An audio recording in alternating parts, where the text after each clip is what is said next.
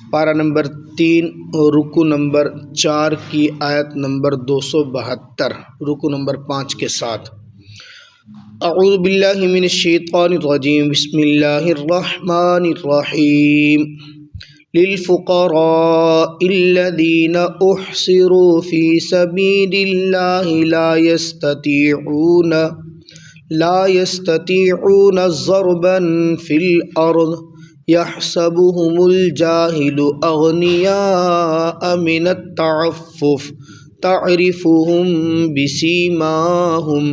لا يسألون الناس إلحافا وما تنفقوا من خير فإن الله به عليم الذين ينفقون أموالهم بالليل والنهار سرا وعلانية فلهم أجرهم عند ربهم ولا خوف عليهم ولا هم يحزنون۔ للفقراء الذين، ان فقراء کے لیے، الذين احصروا، جنہوں نے اپنے جو محصور، جو روک دیے گئے اللہ کے راستے میں، لا یستطیعون، نہیں طاقت رکھتے وہ، ضرباً فی الارض، زمین کے اندر چلنے کی، سفر کرنے کی، یحسبہم الجاہل، گمان کرتے ہیں ان کو جاہل، اغنیاء من التعفف، مالدار سوال سے بچنے کی وجہ سے، تعرفہم بسیماہم، آپ پہچان لیں گے ان کو ان کے چہروں کے نشانات سے، لا یسألون الناس الحافا، نہیں سوال کرتے وہ لوگوں سے لپٹ لپٹ کر، وما تنفقوا من خیر، جو کچھ تم خرچ کرتے ہو مال میں سے، فإن اللہ بہ علیم، پس بے شک اللہ اس کو جاننے والے ہیں، الذین ینفقون، وہ لوگ جو خرچ کرتے ہیں اپنے مال کو،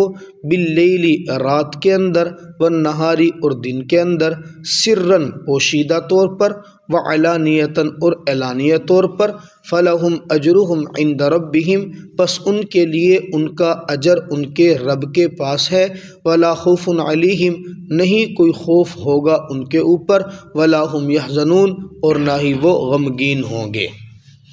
آیت مبارکہ میں اللہ رب العزت صدقے کا بہترین مصرف بیان فرما رہے ہیں۔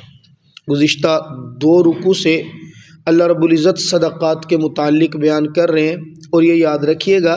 یہ پورے 2 رکوع نفلی صدقے کا تذکرہ کیا جا رہا ہے۔ واجبی صدقہ جس کو ہم زکوٰۃ کہتے ہیں، فطرانہ کہتے ہیں، یا نظر معین وغیرہ، ان کے احکامات اللہ رب العزت نے ان کے ناموں کے ساتھ ذکر کیے ہیں۔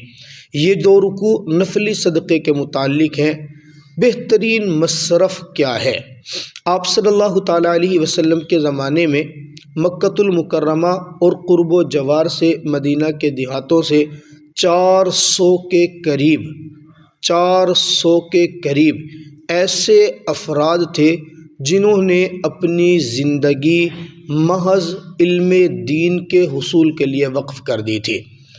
آپ صلی اللہ تعالیٰ علیہ وسلم نے اپنے گھر کے بالکل ساتھ، اپنے حجرے کے بالکل ساتھ، مسجد نبوی کے اندر ایک مخصوص جگہ ان کے لیے بنوا دی تھی، جس کو صفہ کا چبوترا کہا جاتا ہے۔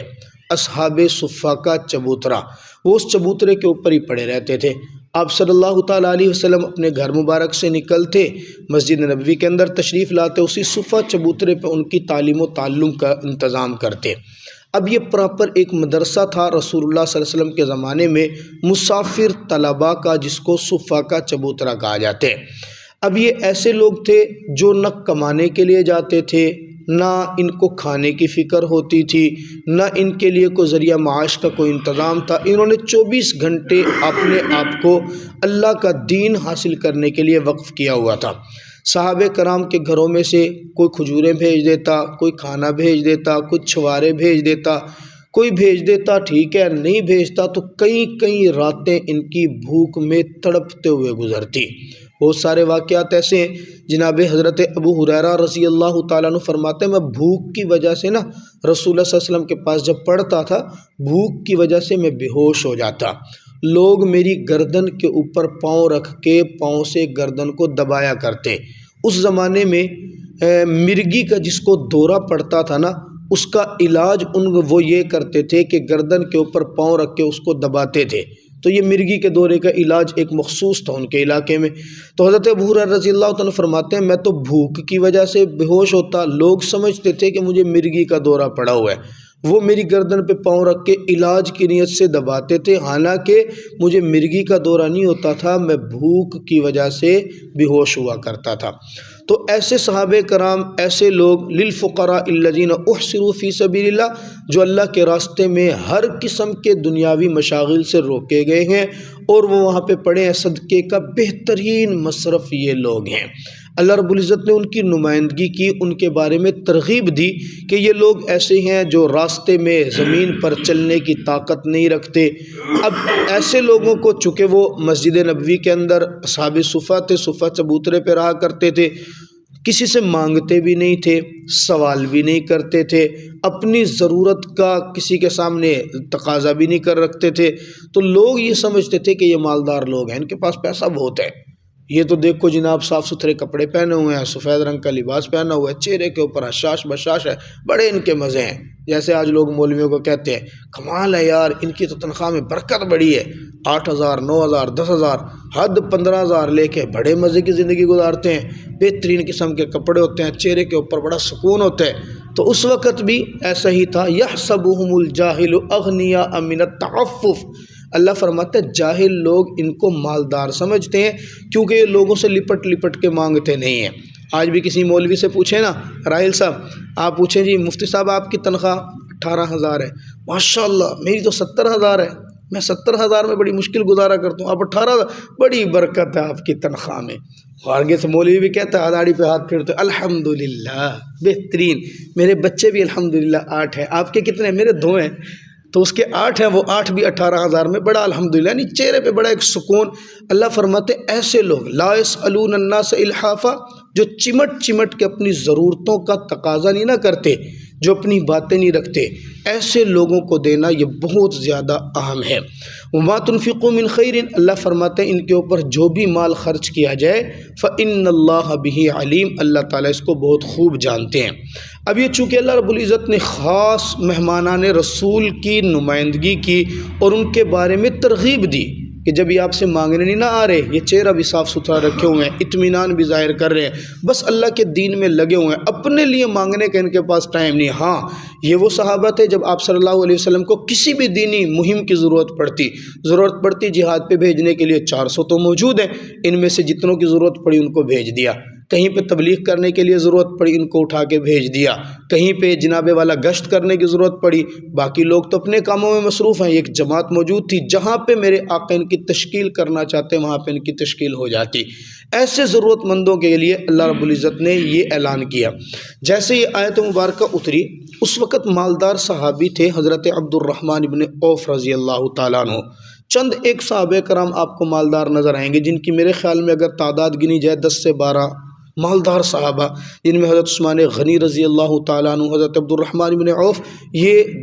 اچھے خاصی جائیداد ان کے پاس تھی۔ یہ وہ صحابی ہیں جن کے پاس بے شمار مکانات تھے اور انہوں نے اپنے مکانات یکے بعد دیگرے آپ صلی اللہ تعالیٰ علیہ وسلم پہ قربان کر دیے۔ جب بھی ضرورت پیش ہے یا رسول اللہ میرا فلاں مکان لے لیں، جب بھی ضرورت پیش ہے یا رسول اللہ میرا فلاں باغ لے لیں۔ یہ آیت اترنے کے بعد سب سے پہلے حضرت عبد الرحمن بن عوف رضی اللہ تعالیٰ 2,000 درہم صدقہ کیے، 1,000 درہم سب کے سامنے، 1,000 درہم چھپا کے،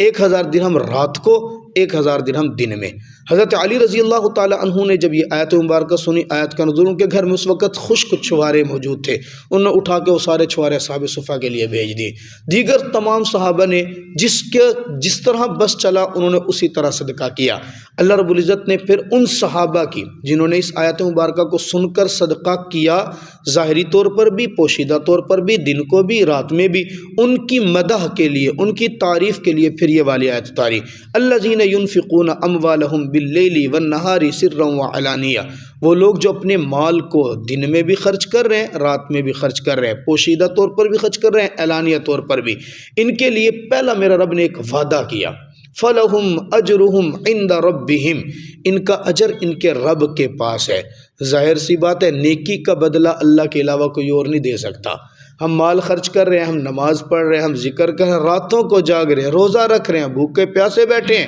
اس کا اجر رب کے پاس ہے۔ پھر جناب والا اجر کے ساتھ ساتھ یہ ہے ولا خوف، بسا اوقات انسان کے پاس مال بڑا ہوتا ہے، مال ہونے کے باوجود سکون نہیں ہوتا، کیوں؟ اس کو خطرہ ہوتا ہے کہ یہ میرا مال چوری نہ ہو جائے۔ اولاد بڑی ہوتی ہے لیکن سکون نہیں ہوتا، ڈر ہوتا ہے میری اولاد بگڑ نہ جائے، ہر وقت کی پریشانی ہوتی ہے۔ مال پڑا ہے تجوری میں پڑا ہے، بینک میں پڑا ہے، گھر کے اندر رکھا ہے، ٹینشن ہوتی ہے کہیں کوئی چوری نہ ہو جائے، رات کو نیند نہیں آ رہی ہے۔ اسی طرح بعض لوگ نیکیاں کر لیتے ہیں، نیکیوں کو بچا نہیں پاتے ہیں، وہ کوئی نہ کوئی ایسا عمل کر لیتے ہیں جس کی وجہ سے ساری نیکیاں